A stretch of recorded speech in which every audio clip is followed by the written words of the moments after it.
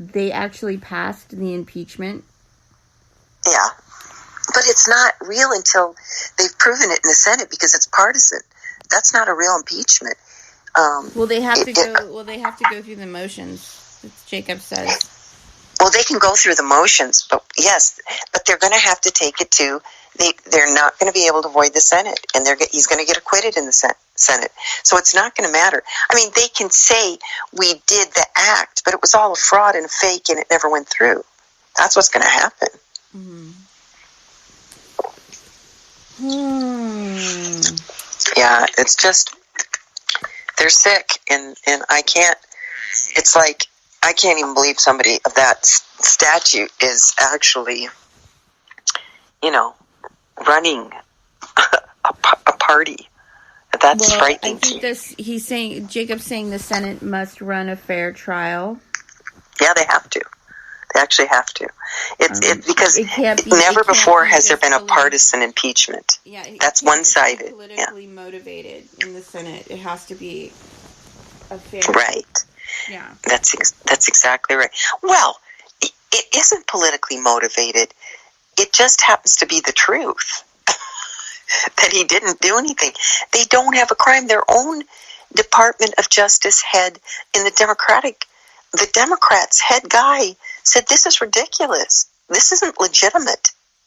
Their own man said that. I mean, come on. How much more plain can you get it? I mean, the DOJ said they had nothing. I mean, they can't just impeach a man because they hate him. That's not legal. Well, they pass these laws without, that are just using political. Yeah, but they still have to go through the Senate. They're not going to get around that. They really can't. Mitch McConnell said it isn't going to happen. They have to do it, and that's what they're dreading. They're dragging their feet because they're hoping.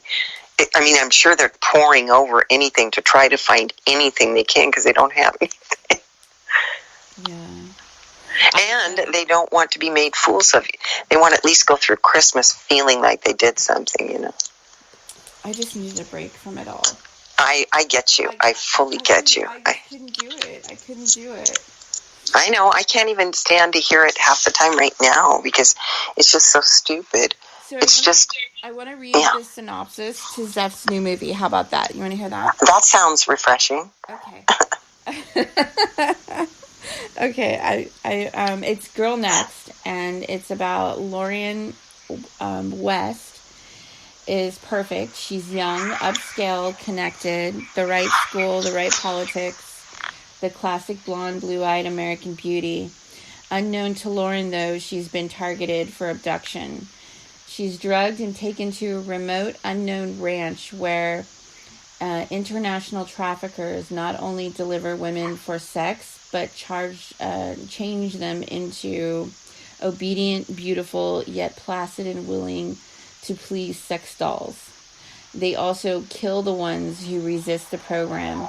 Sophia is the newest model from Henrik, a kind of international trendy druggy scientist whose genius is using trauma-based mind control techniques along with other hideous extremes of physical and mental torture to create the perfect doll. Henrik thinks Lorian is actually the next breakthrough model and is excited to raise the price of delivery. Starring newcomer Lacey Coffrin, I hope I said that right, alongside British actor Marcus Dean Pire.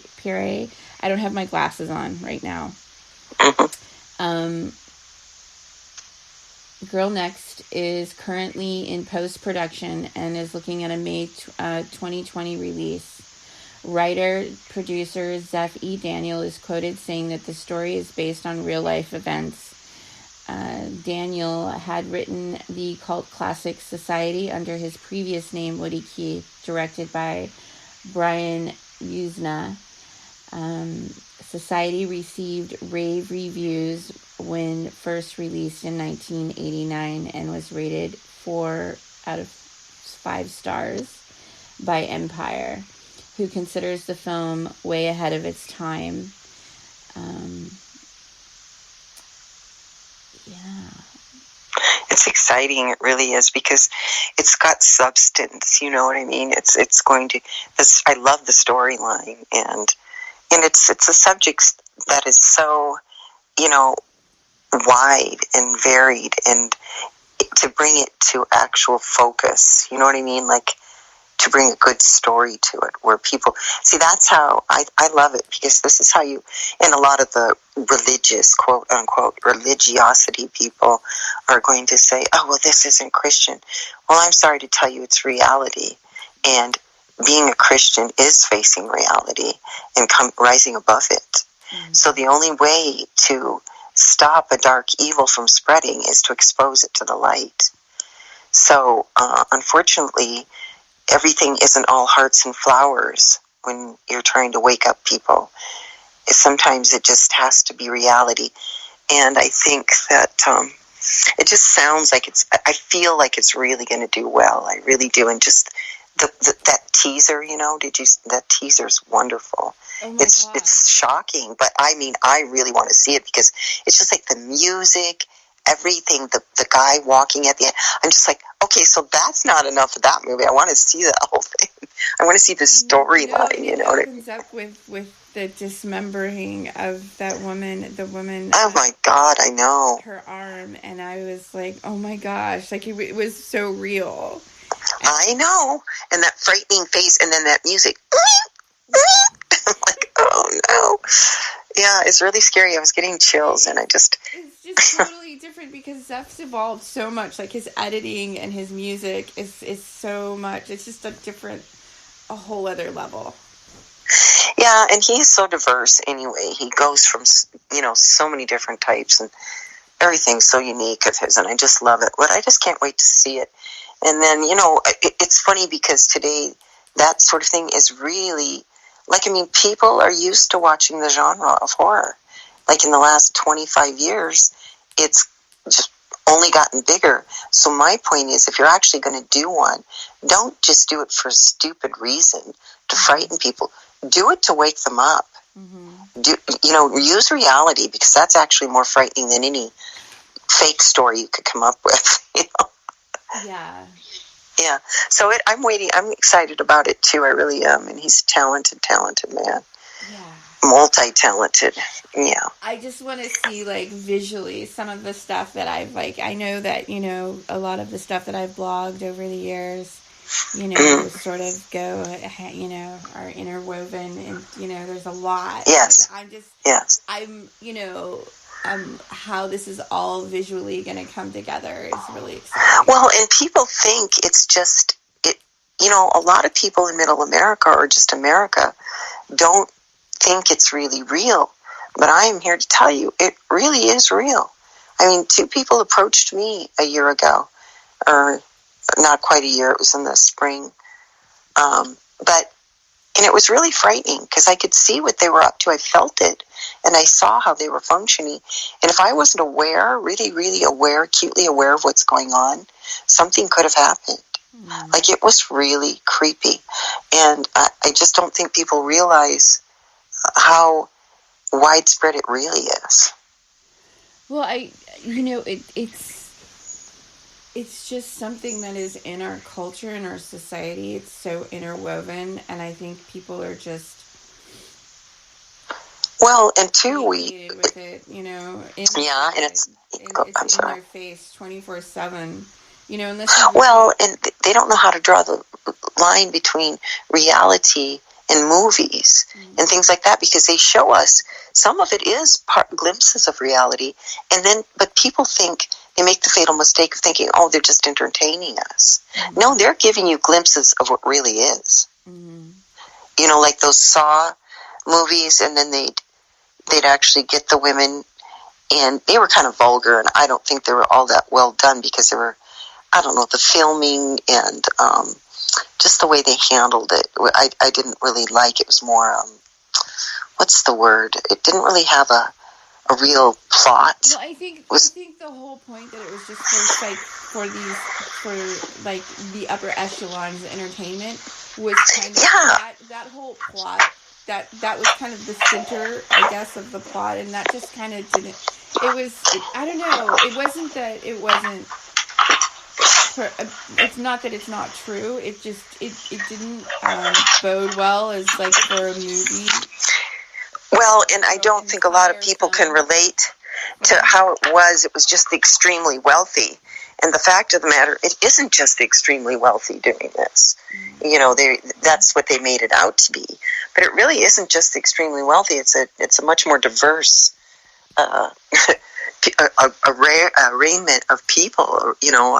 Yeah, it's at every level of society. That's what I mean. And so people think they're untouchable. So we have the Disneyland side of things, and we have the, you know, the movie, you know, but there's a reality that they're not really. And I think just in the last 5 years where kids have been being targeted, I mean, at stores like Target, and I mean, where little girls follow them around and try to get them to go toward the doors and weird stuff like that. I mean, it's getting much more overt, you know?